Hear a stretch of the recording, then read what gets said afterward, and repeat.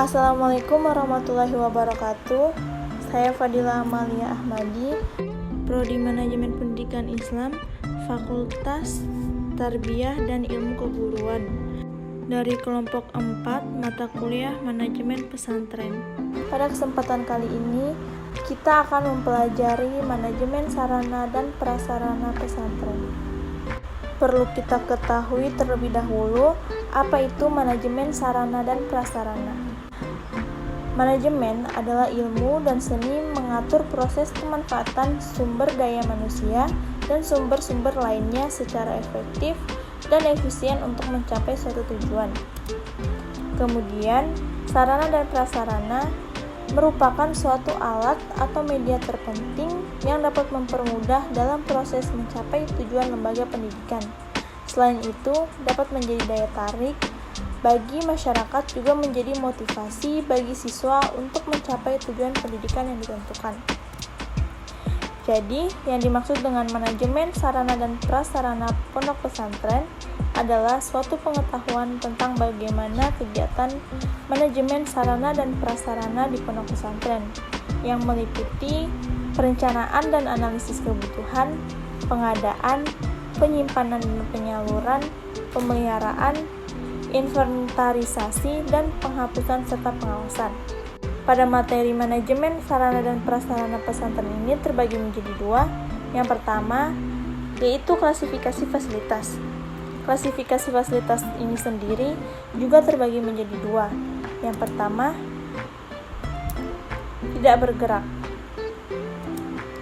Jadi, sarana yang tidak bergerak adalah sarana pendidikan yang tidak dapat dipindahkan atau sangat sulit jika dipindahkan.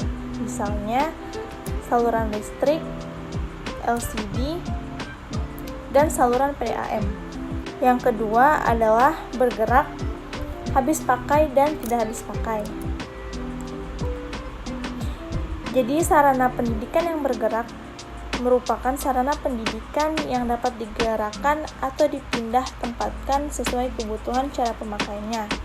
Contohnya, meja dan kursi dan alat-alat praktik.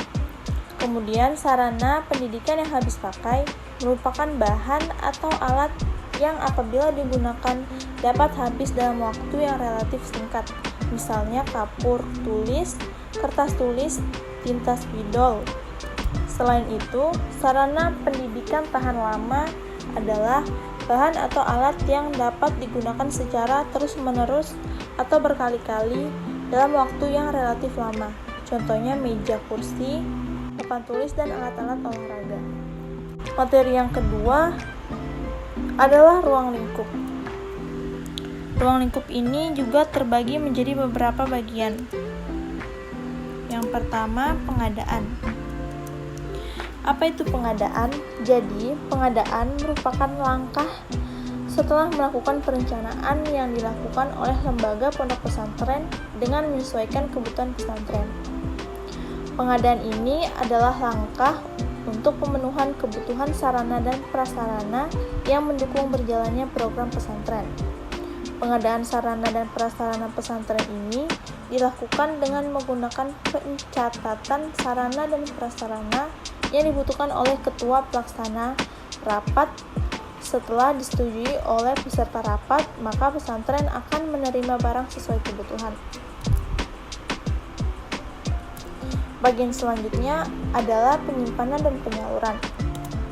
Jadi, penyimpanan ini adalah kegiatan yang dilakukan untuk menampung hasil pengadaan barang milik pondok pesantren, baik hasil pembelian, hibah maupun hadiah, pada wabah atau tempat yang telah disediakan.